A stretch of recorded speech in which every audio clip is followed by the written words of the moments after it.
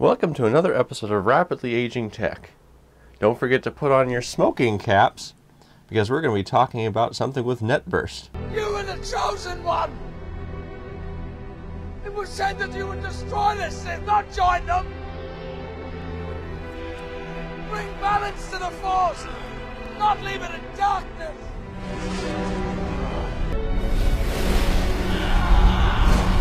So today, the prime focus of our discussion here is going to be the Btx Form Factor. This is a form factor introduced by Intel in late 2004 to be a replacement for the 1996 ATX standard. The goal in mind was primarily cooling, and we're going to go into that. But the example of that machine is this. This is the Dell XPS 400. The XPS 400 was released in late 2005, and it went through, I think somewhere in 2006, before it was replaced by the 410. The 410 is very similar to the 400. The main difference is that its motherboard also supports the later Core 2 CPUs. The XPS 400 is also pretty well identical to the Dimension 9150.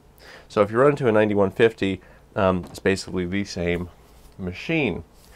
This machine, when it was introduced, supported or came from the factory with a lot of different options from Dell. The NVIDIA 700 series GPUs were offered.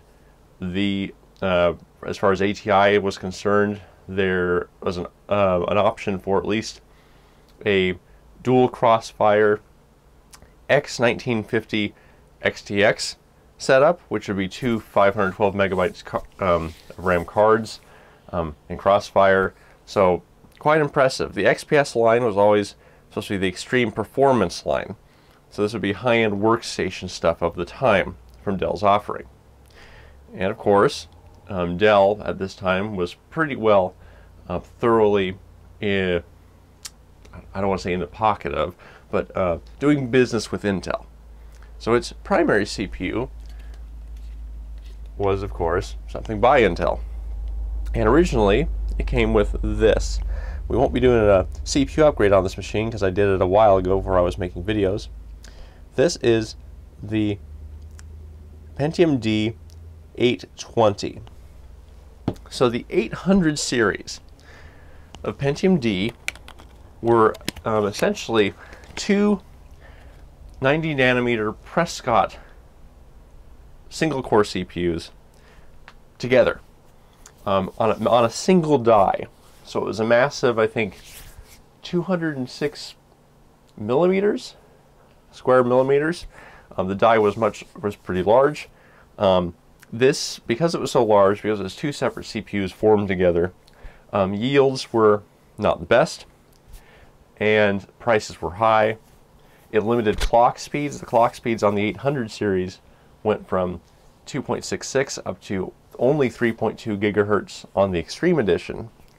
It limited performance, and it also had only 1 megabyte of cache per core. It also lacked Vanderpool virtualization technology from Intel, and the performance just wasn't there. If you recall from my Windows 2000 machine with the fastest Pentium 4, where I talk about NetBurst a bit, the focus of NetBurst was clock speed over instructions per clock. They thought if they could push clock speed high enough that they could actually make a faster processor in total and just overcome the weakness of instructions per clock. So if you have that architecture and you don't have very high clock speeds, you by default know that the performance isn't going to be very good. So with the max speed on the Extreme Edition only being 3.2 gigahertz, the chips being quite hot, with 95 watts being the TDP of the 820, which I showed you, and the lowest model, the 805, with everything else being, I think, 130. They were hot chips. So Intel wanted to replace that. Now the 800 series was under the Smithfield code name. The replacement was Pressler. Pressler was 2 Cedar Mill cores. Cedar Mill was a 65 nanometer die shrink of Prescott 2M. So you'd have 2 megabytes of cache per core. It's a smaller process. The die size was shrunk, I think, to in the 160s or 190s millimeters. Clock speeds also went up to 3.6 gigahertz. And another thing to improve yields that Intel did was, rather than having a super die where you had 2 cores on one die, they created 2 separate cores, so 2 separate CPUs, and then fused the dies together. This improved yields so that if there was one faulty core, it didn't, have to relegate the entire CPU down to a lower class. So that worked. Things were cheaper. In the final revisions, even the 3.6 gigahertz version, which of course was faster clocked, had more cache, it was just a massive improvement over everything that came before it, was down to 95 watts, 95 watt TDP. So improvements were definitely made with this new Pressler design, and that is this thing has been updated to a Pressler chip. But the focus isn't going to be so much the CPU in this thing, even though I do find the NetBurst architecture, I think it's interesting, and I think the CPUs around it interesting. Our discussion will be Btx. Though I keep going in circles here a bit, but Pressler did have Vanderpool virtualization enabled, so it was very much an improvement overall. And if you have one of these old machines, whether it be this early 400 or Dimension 9150 or a similar machine, and you want to keep it NetBurst, I would say certainly move it up from the 800 series to the 900 series. Performance gains should be noticeable, especially if you boost the clock speed. So let's take a peek, kind of a tour of the outside of the machine, and then we'll go into the inside where we discuss Btx, which is the focus of this video. As you recall, my previous video was the PowerMac G5, where I mentioned that its design reminded me of Btx. This video on the XPS 400 is going to be discussing Btx primarily, showing kind of what a typical Btx layout looked like, sort of the bridging between the G5 and the XPS 720, which I'm going to be talking about in my next video, so stay tuned for that. Anyway, let's take a look at the machine. So at the top here we have, this is actually a latch to pull the side off, along with what looks like, a Kensington lock down there, so you can seal the whole thing up. Our Windows code sticker, which happens to be Windows XP Media Center Edition. Media Center Edition was more or less XP Pro, but some things chopped off and some media stuff added. Here we have some service tag information from the previous owner, along with some notes on what was wrong. We'll see comments of a change from Windows to Windows 7, then to maybe to 10. Vista drivers apparently worked. Needs a new power supply, but that's crossed out, and I think I can confirm that. ROM numbers, some odd things. This was taken, the story of this machine is that this was turned into a computer shop I worked at, and no one wanted it. It was going to the dump, and I asked, hey, can I keep it because it's cool? Because this is an interesting machine, I think, especially being Btx. So I could keep it. So we have the logo, XPS 400. Now you folks know that I like to add optical drives. However, this one, in fact, did come with 2 without me even touching it. We have a DVD-ROM, and we have a CD burner, an RW drive. So you got some good compatibility there. I added a floppy drive. This thing does have aspects of a real computer in that it does have a floppy drive controller. And then we have this shiny front panel connector section to USB 2.0, of course, and mic and headphone jack. This middle section, when the machine turns on, actually has indicator lights. It'll show a little glowing hard drive symbol, kind of that cylinder look, but it'll also have lights 1 through 4, and they'll flash and change colors for error codes and whatnot. It's a very nice system, And they have keyboards that their indicator lights match this, and I'll show you that keyboard that I like to use. Power button. It's not like it's not old-fashioned like clicky button. It's a very stiff button, but it feels very solid. The classic Dell logo. We have our Pentium D sticker and XP sticker, and some intake vents on the front. Another quick point I'll make about these machines is that I remember getting Dell magazines to the house. Mainly they're for my dad, though he didn't do much with them. During the waning days of NetBurst, these machines, because they came out near the end there, were in the magazine. I remember salivating over them, looking at all the features, and of course the XPS 700 series. I remember seeing these machines in magazines. I don't remember seeing any of them in person. The schools always went with the traditional desktop, so lay on your flat, lay on the side. The Optiplex, I think it was the Optiplex series. I'll show a picture and maybe correct with some text here. They always used those, not the XPS. Like, why would a school district use an XPS system?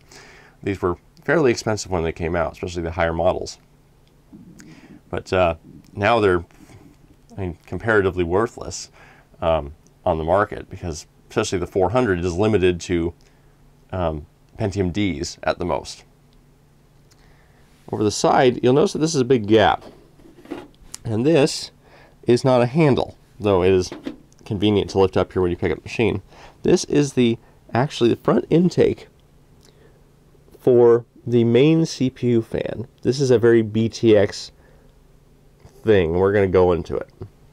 On the side, and the other side's pretty well identical, except for there's no venting on that side. There's a little bit of venting down here. We have the Dell logo and a nice clean white side, which I think contrasts very nicely with the black plastic aspects here and the silver. It's a very nice color pattern. These scratches here, I did my best to buff them out with just some cleaning. Don't know what caused those.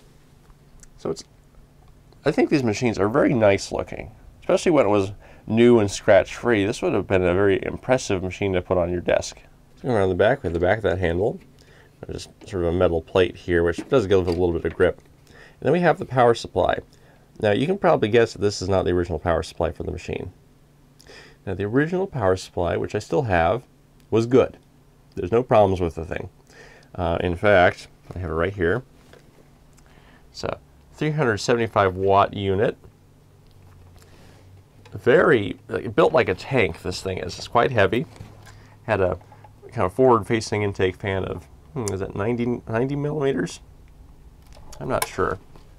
It had some clips on it for cable guiding, and the SATA cables are at the very end of this long section. It was designed for this machine, so there was perfect cable management pretty much when this was in it. Now that I put in a power supply, it's my famous perfect cable management. The motherboard power was only this long because it didn't need to be any longer based upon the way the motherboard was laid out. I have put an extender on it just for when I'm using testing. It also provides the negative 5 volt rail, produces it again. But a nice power supply, wasn't too dirty. It still has some grime in it. Why did I switch it out? I needed more power, more than 375 watts. And you'll see why once I get into the machine. All right, going down the back, we have audio ports. We're missing one of them just because I'm used to these having 6, but plenty of audio ports. An Ethernet port that has been marked as dead. And looking at it, it almost looks as if a cable is in here that was yanked to the side.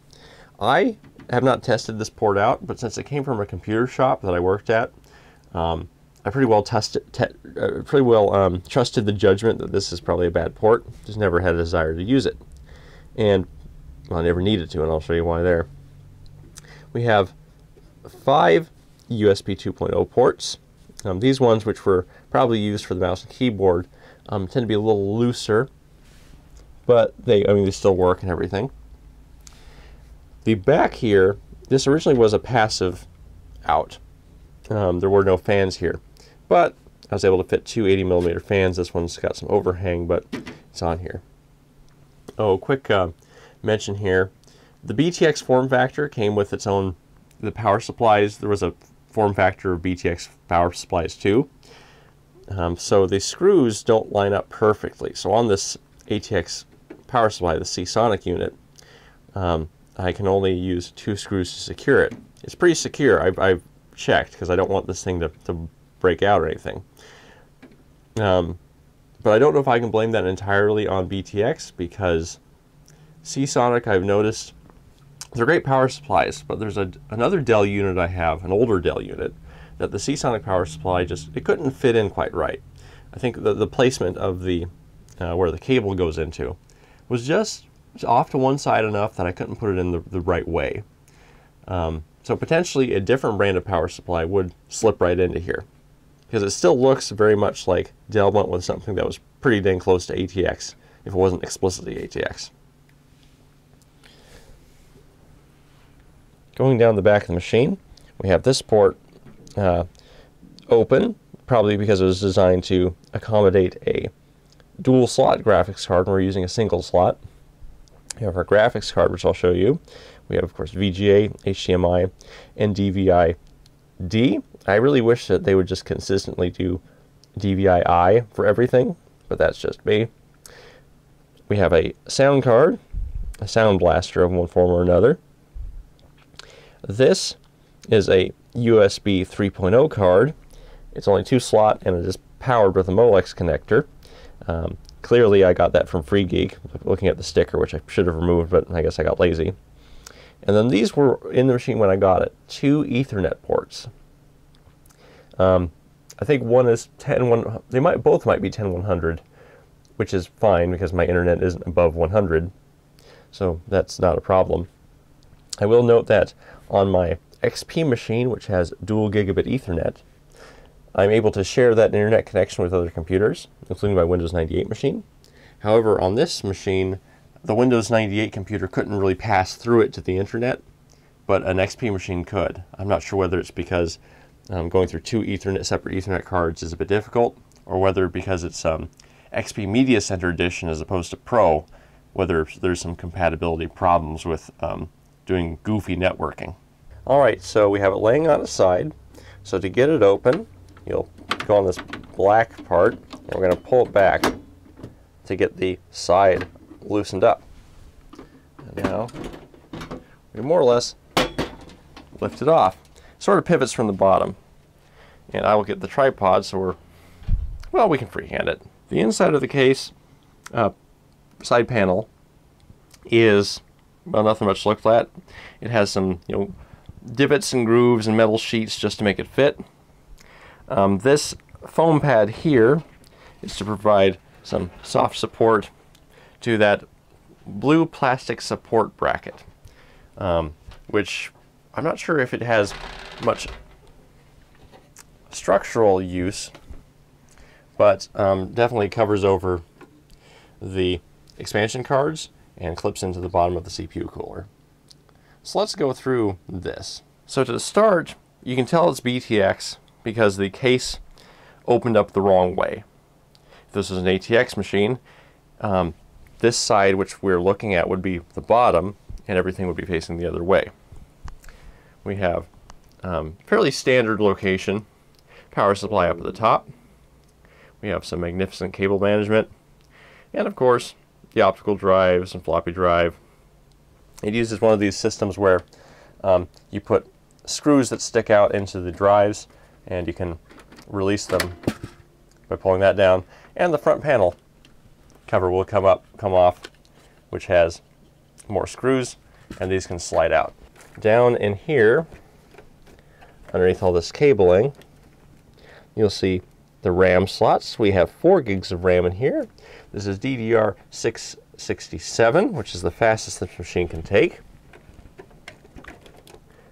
And down here you'll see, well, we have the floppy cable going through there. We have the front panel cable, which is a ribbon cable that goes to the front panel audio. The front panel audio on this machine uses a Dell cable, a special Dell white long cable, which is actually, I'm skipping around, it'd be present on the motherboard for the onboard sound, but you'll also run into Sound Blaster cards that were built for Dell. This is a Sound Blaster Audigy 2 ZS. It's a great card, PCI, and it has one of these connectors. If you run into these, I'm guessing that these are Dell OEM cards.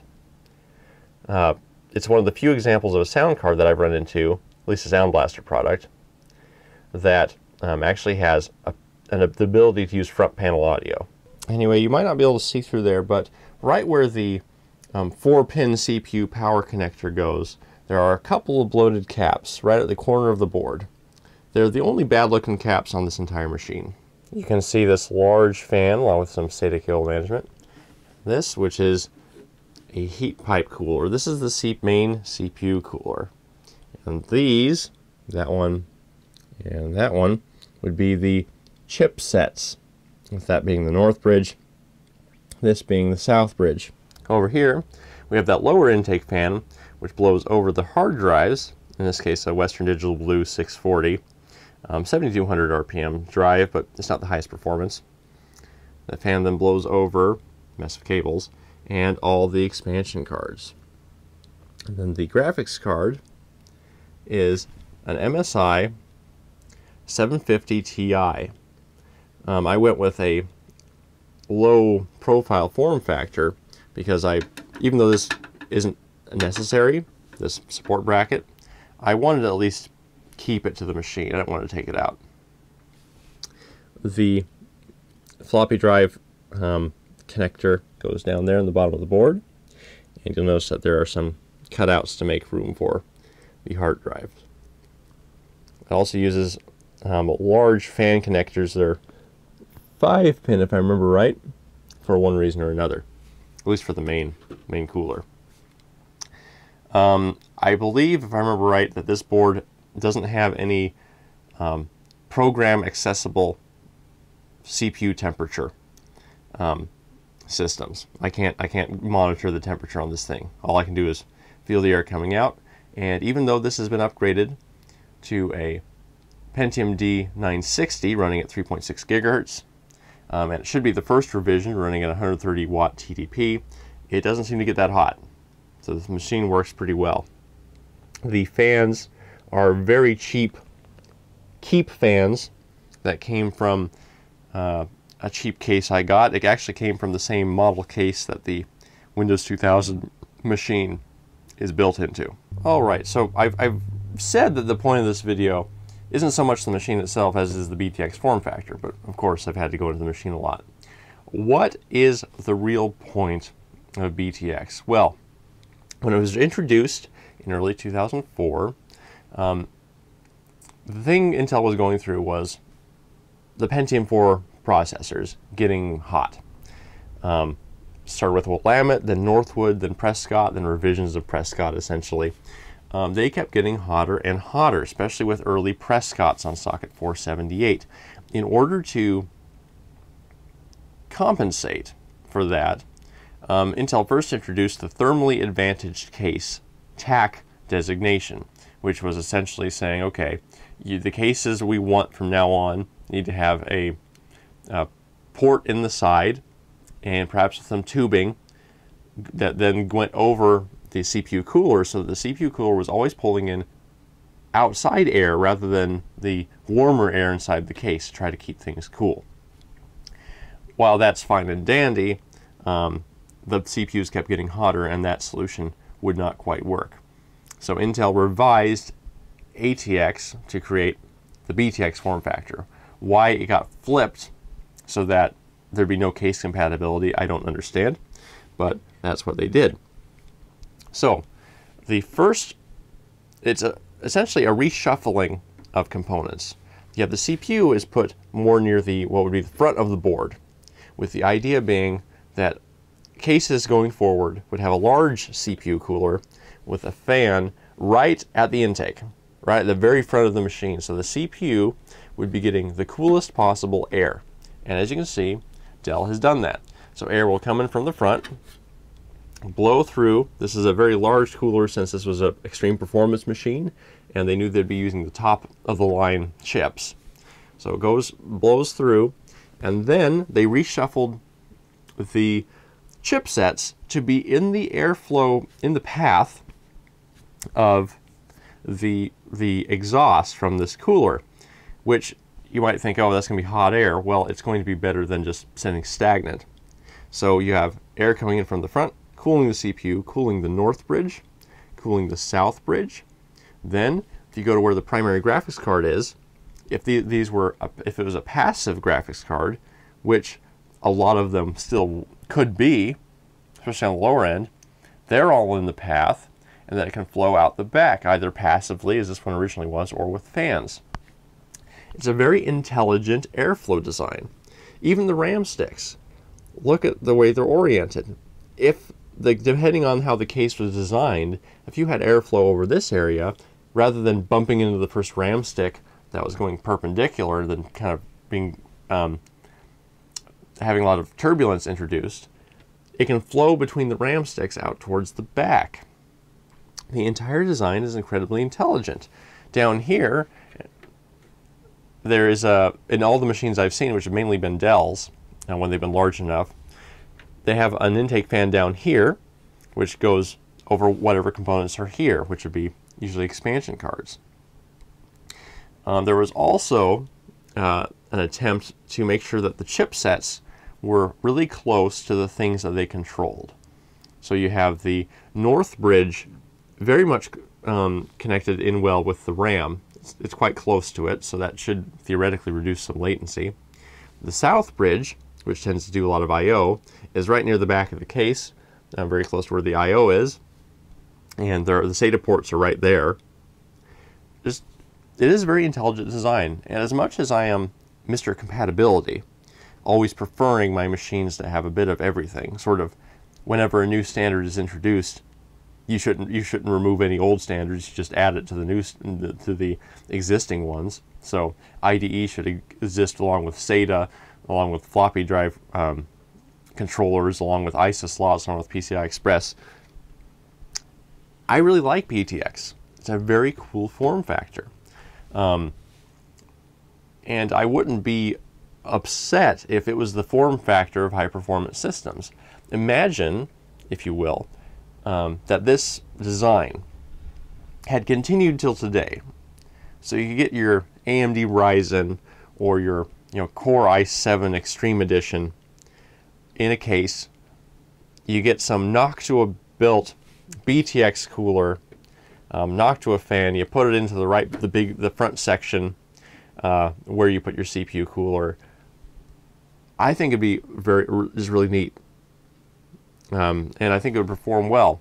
If your Noctua had direct connection with the outside air, I think there'd be less emphasis on water cooling. Now we have a lot of AIOs and whatnot. I don't think we would necessarily have them that much if Btx would have kicked in. For the extreme people who want to do custom loops and whatnot, or people who do really just like water cooling, I think it would still exist. But there'd be, I think, less of an emphasis if we have these massive air coolers by default, because they do a great job. One complaint against Btx was that by its design, it tends to make the cases a bit tall. Now, if you notice, this isn't really as wide as it necessarily could be. So there's no, if they went wider, they'd be putting hard drive cages, but there's not really room for that. One of the complaints really is that the hard drive locations really doesn't seem to have been a major thought. In this case, you can see that they put them down here, which isn't bad. There's some airflow going over them, but there's only room for 2. Now, for most consumers, and I think most people, 2 hard drives is probably plenty. I'm not saying everybody, but for a lot of people, 2 hard drives is plenty. However, at least in this particular case, since there is such a big cooler right there and a fan there, there's not a whole lot of room for hard drives. That is one complaint. Another complaint was, of course, compatibility. You can't put it in an ATX case. can't use an ATX cooler. The CPU, rather than being, okay, this is going to, pretend this is a square, pretend there's another finger linking here. Rather than being square on the board, it's actually in a diamond pattern. So even if you were to find a cooler small enough, or one that should fit, twisted it probably wouldn't, and the layout for the layout for the cooler is also going to be different for where it screws in. On these Dell coolers, I'm not going to show you how to do it. Not going to do it today because I've already upgraded this machine, and I don't want to ruin the thermal paste. There's a screw on each side. You see down there, so right there, and there's actually the whole thing actually pivots. So you take you get rid of all this cabling. You pull the plug out of the fan. You undo those screws, and this whole thing will pivot up backwards and then pop off. Easy to do work on these machines. But this is the Btx Form Factor. This machine could use some different upgrades. I could put in a better USB 3.0 card, one with more slots on it. That would be nice. I could get rid of one of these Ethernet ports. Graphics card, I think this is if you have a Pentium D, especially a high-end Pentium D,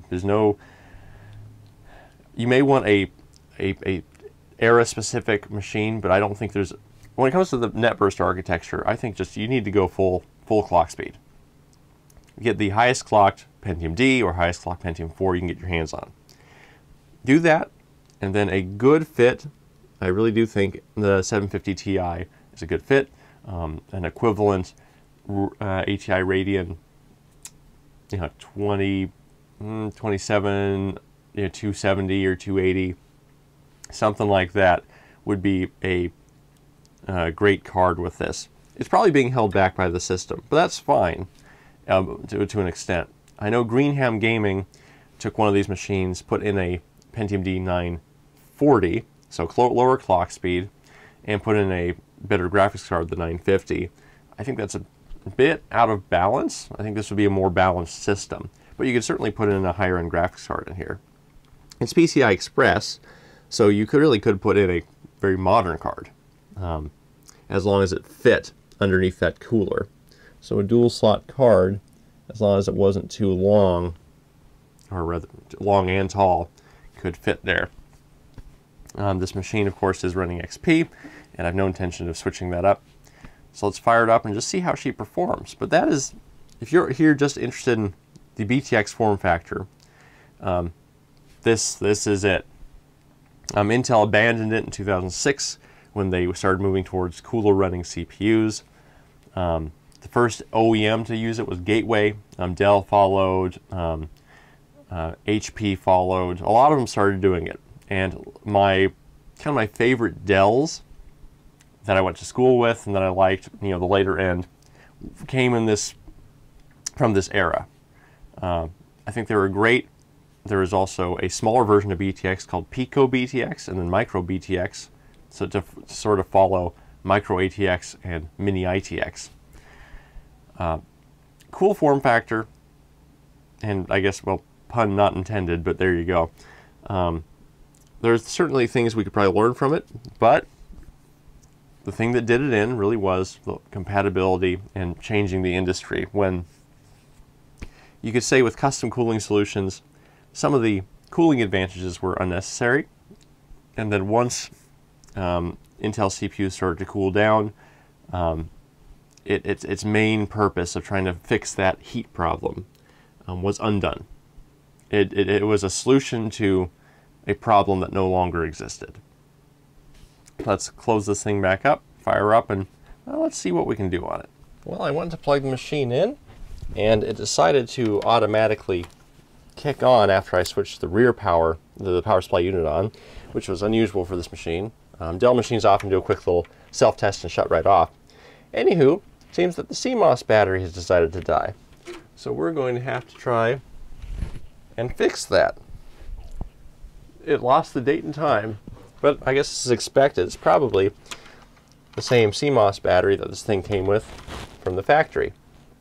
Now, folks, don't use sharp objects when you do this. Just, do what I say, not what I do. There is the old Cmos Battery, Panasonic unit of one kind. Now we have the new. It's a Duracell unit, very shiny, along with the sticker saying, no babies allowed. Duracell needs to stop this campaign against babies. Let's put it right in, and I'm using an anti-static strap. So that is now in. So now I'll turn this machine on. Well, in case I didn't make it super clear, the reason I went to a bigger power supply, in this case a Seasonic unit that's running at 600 watts, probably bigger than needed, is that the 750 Ti needed, I think, at least a 400 watt power supply. And since it was under, I decided, I'll bump it up. So that's why. And it's a platinum unit, of course. Alright, here are the post lights that I mentioned. All three of them are on. And right now, the BIOS, since I did switch out the battery, and, well, since it happened anyway, even before I did it, it's throwing up an error saying, system battery voltage is low. Well, it's a new battery, so that's probably not the case. But we have the final BIOS version, A05. And I'm going to set that up. I'm going to set up how I usually set it with a full boot. And then once we're into Windows, we'll play some games. I just wanted to quickly go, before I get the operating system fully up and going, I'm in it, but before I figure out what game we're going to do and what other things I'm going to show. This is the keyboard that would have come with these machines. This was a Dell keyboard they used for a while. It's definitely smaller than, say, a full-sized IBM Model M or Unicomp. The keys are rubber dome. They're really not too, there's nothing really major to complain about these keyboards. And they have a nice matching display for numlock and caps lock and all that stuff. They're very decent keyboards. I used these in high school because the machines came with them. They also came with this optical mouse. It's a very simple optical mouse. Nothing to complain about. It's currently hooked up to my Macs, so we're using an old Microsoft IntelliEye mouse, which is a decent one I picked up at Goodwill. Anywho, I will be back to you once we are into the machine itself. Now, one more thing. One of the advantages of Btx, at least the idea was, if the cooling was better, then the machine could be quieter. And if you listen to the machine,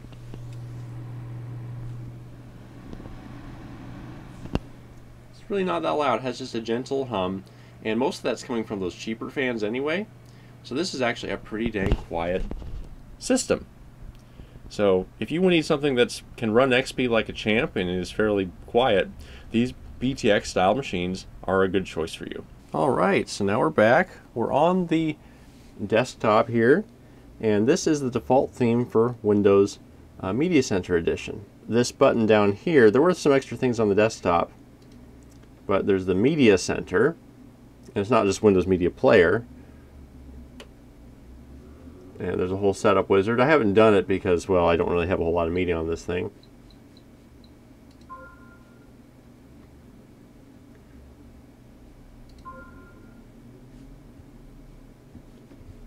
And error sounds. So this is XP. You notice that the background here is actually, it's sort of a take on, I guess, Bliss was the name of the original XP. There's a little less grass and there's more like optical stuff in here. It's kind of a fancier looking thing. Let's see here. Appearance.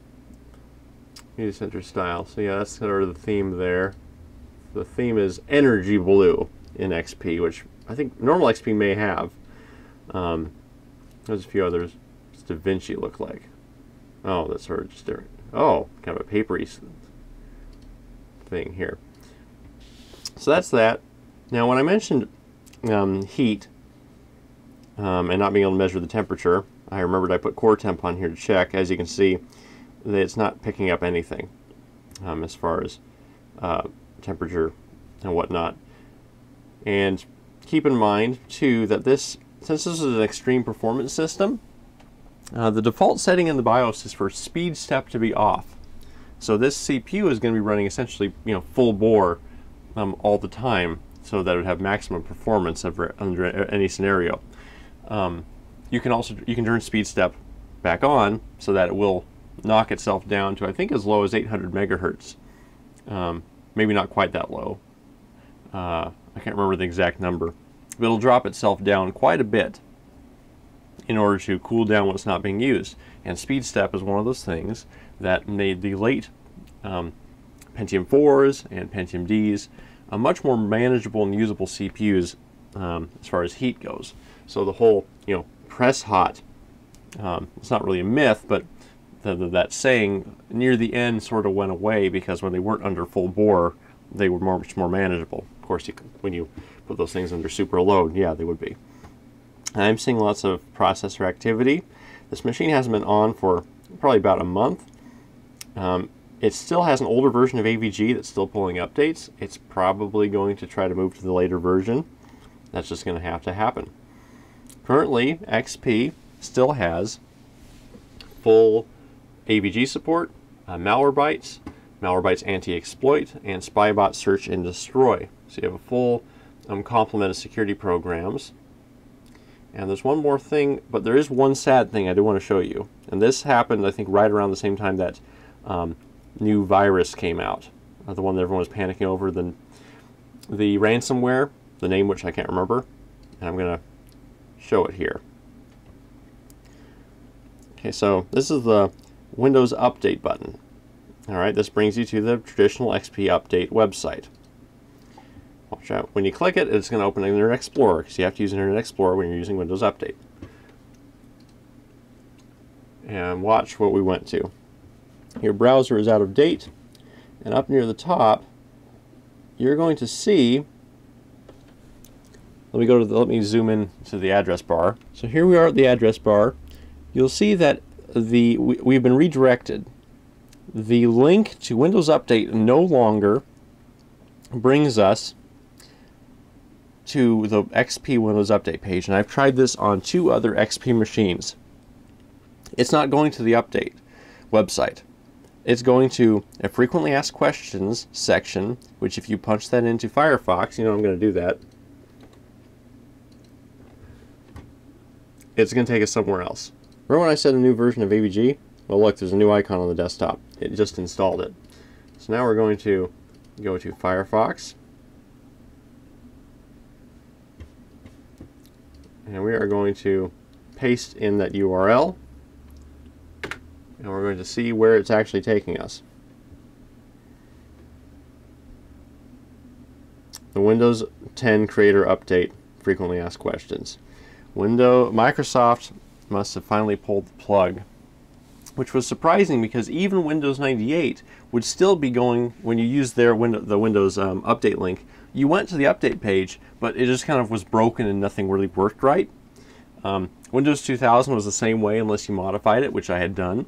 So my Windows 2000 machines are fully up to date. So I did this before this all happened.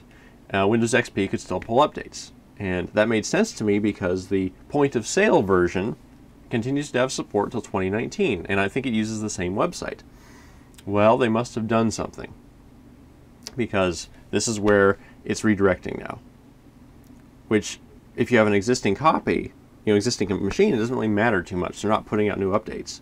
But if you build a new machine, a new XP machine, or you need to reinstall XP on something that needs to have XP for like reasons, like you need something that does not work on later versions of Windows, or if it's just a nostalgia thing, you're making a retro gaming machine with XP, you're out of luck for getting everything up to date. You'll be able to do the unofficial Service Pack 4. You'll be able to probably use some other utilities, but you can't just go to the website and pull the downloads anymore. And I really doubt that the auto update is going to be able to pull anything anymore either. I'm sure it's been severed as well. So this is just, a fairly sad thing. Since we're on the internet, let's go over to YouTube. Alright, so here we are on YouTube. Had to do a restart because the new version of AVG finally took on the machine. When I plugged it in last month, it never pulled it, but this time it finally did.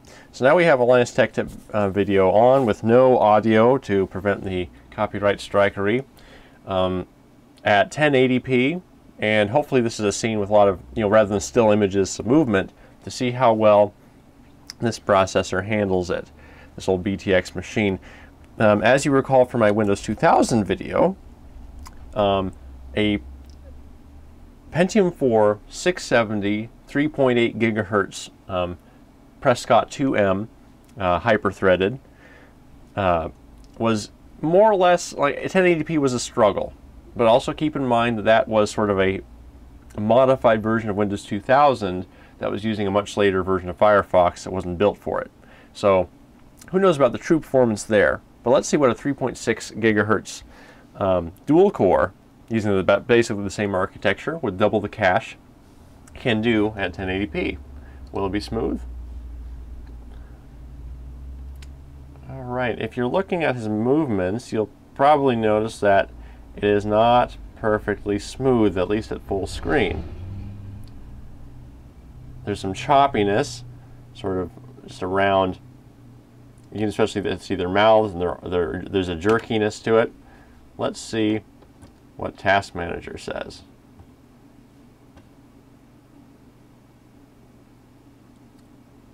So Task Manager, it's running at around 100%. What's APG? Oh, yes, you've been updated. Thank you. So more or less, it's running at near 100% at 1080p, trying to make this video play well, which is a struggle. So 1080p is probably the max of this chip as well, which is surprising considering that while it's a tad slower than a 3.8 gigahertz CPU, it's a full dual core. Part of that problem may be, and I'll leave this up to you, to the people who know more than me, might be that the Pentium D series, the two cores communicated to each other through the front side bus. Alright, so they didn't communicate internally. It was all through the front side bus of 800 megahertz, which is a decent amount of bandwidth, but maybe is a bit lacking on such a heavy task as this. And their caches were not shared, so they each have their own cache. So 2 megabytes for one, 2 megabytes for the other. That is one limitation of the Pentium Ds. They weren't built from the ground up to be a dual core. It was 2 single cores shoved together.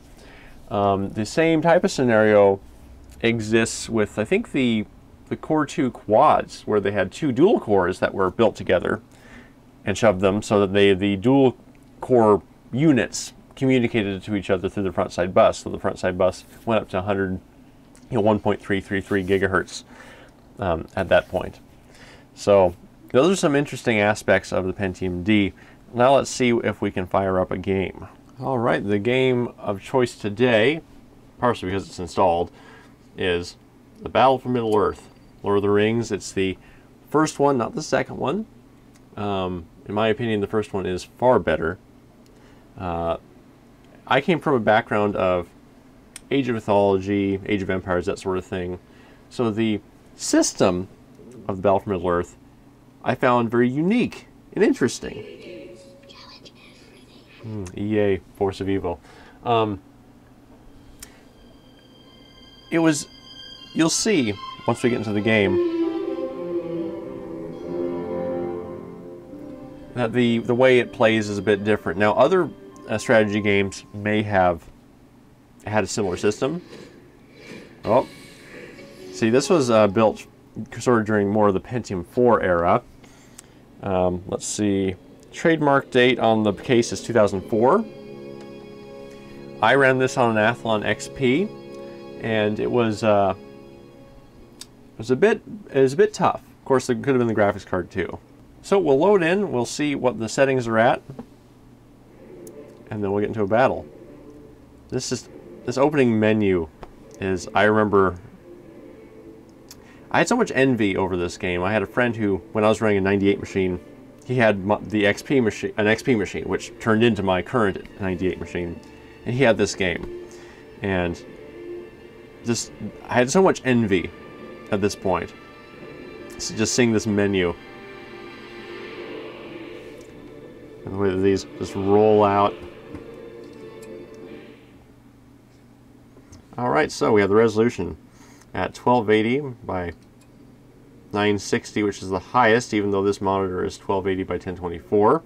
So this is one of those older games that I don't think it's ready for any kind of resolution, just it had a set that it expected to exist. Detailed ultra high. We have EAX 3 and high quality audio. I'm pretty sure. Now if we do custom, we can see what's going on. Dynamic level of detail. Ew, we don't want that.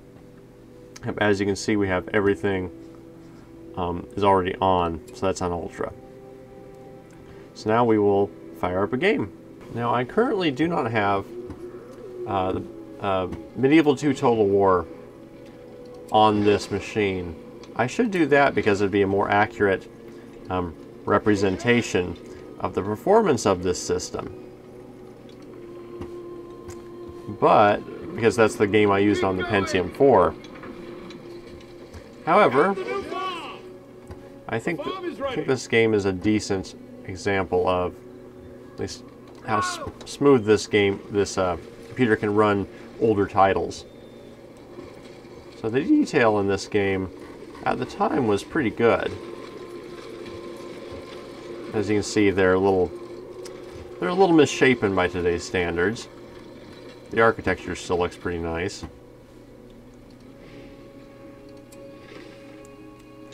I've gone full economic. I'm probably going to die. Anyway, we'll pop back in when a little more action has occurred.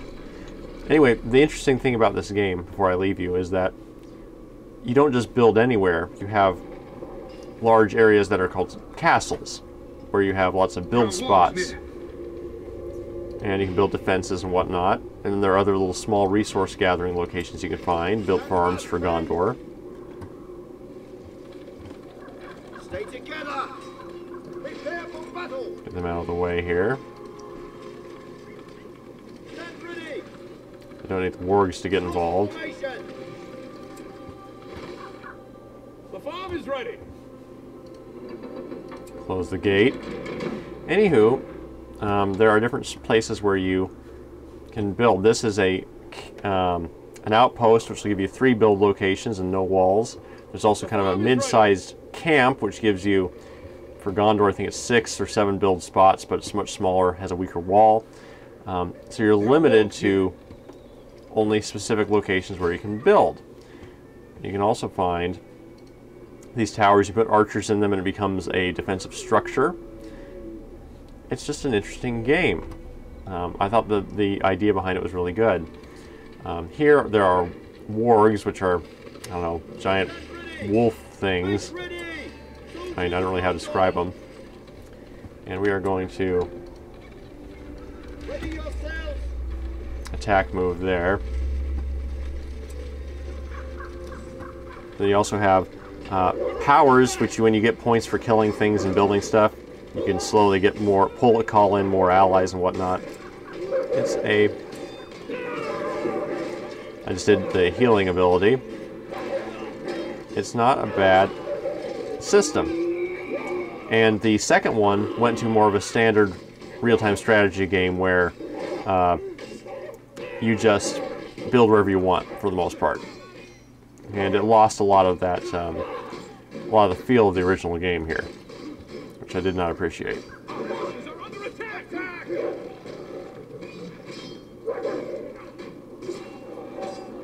And warriors are tough. Alright, welcome back. So I've built up an army. I'm Gondor fighting a medium Rohan army. My castle here has been fully upgraded. As you can see, there are trebuchets on the walls with firestones, upgraded wall strength. Gondor really is a very defensive civilization. I do love the manual opening and closing the main gate.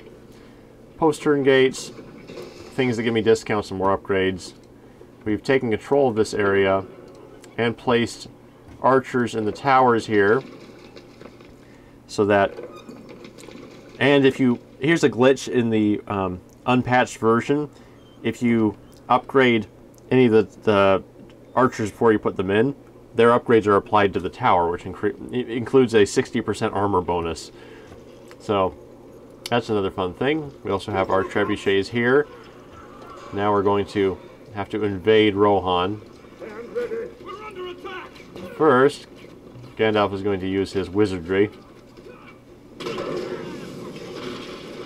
Completely blast through them. And let's see, the enemy castle should be somewhere down here. So let's have an attack move down to right in front.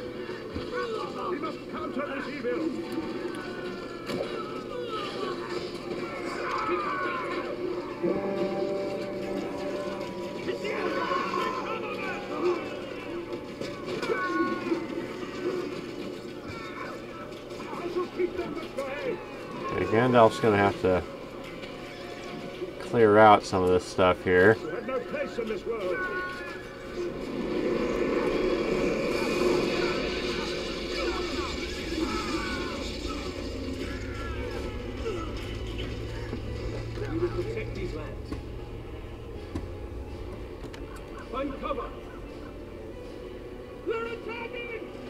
Once they've cleared out the area, I'll have my trebuchets follow.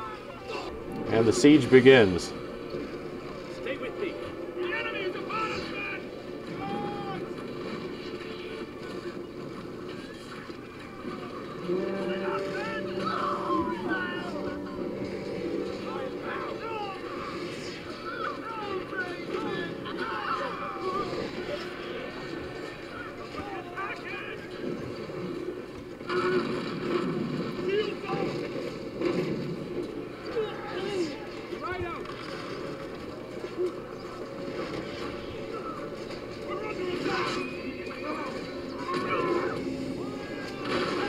Okay, they're trying to mount a counterattack, but they're ignoring my siege weapons.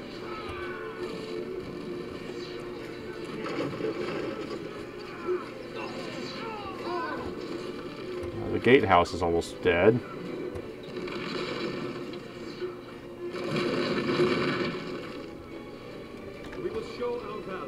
Alright, all forces move in.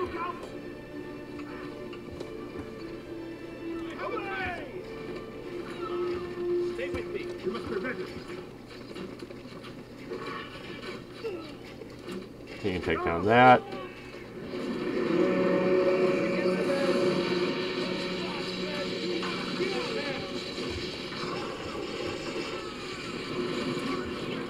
We're going to call on the sun.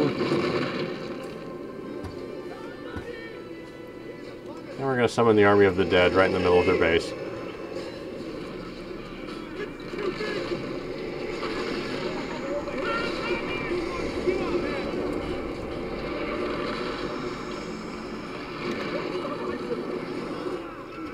Is the Army of the Dead overpowered?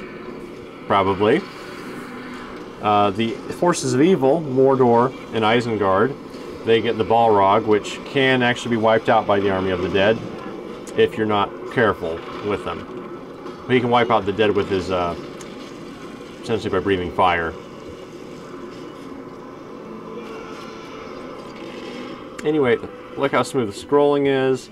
Even with all those units on the screen, there's no lag. Everything just moves fine.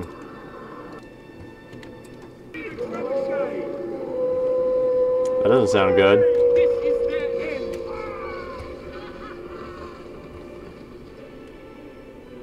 That didn't sound good at all.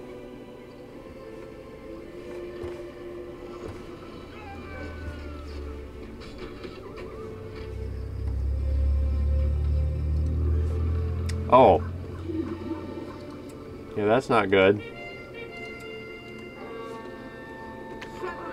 They're attacking! Get it over there! Get it loaded! Hurry! We're too late. They've already taken the doors on us.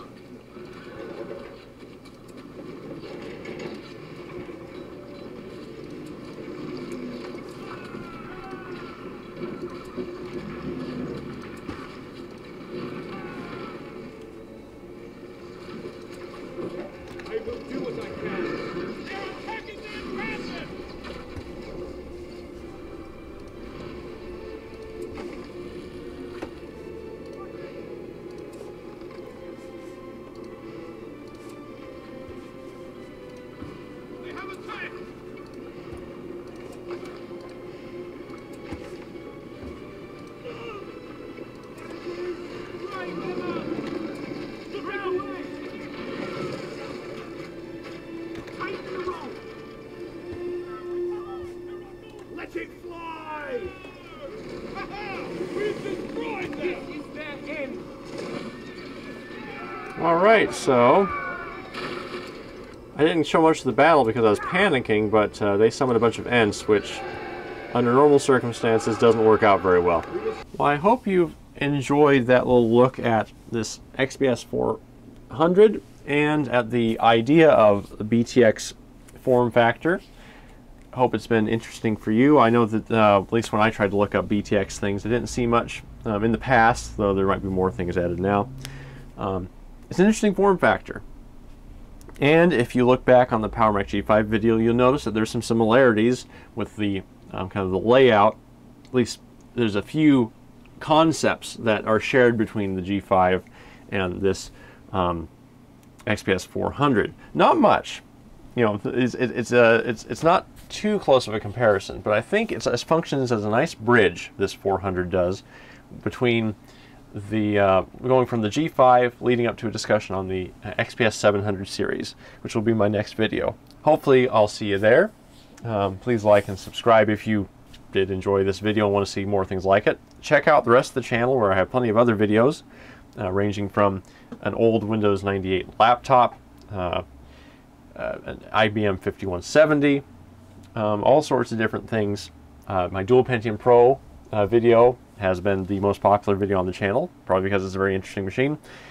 So stick around, take a peek, and hopefully I will see you around.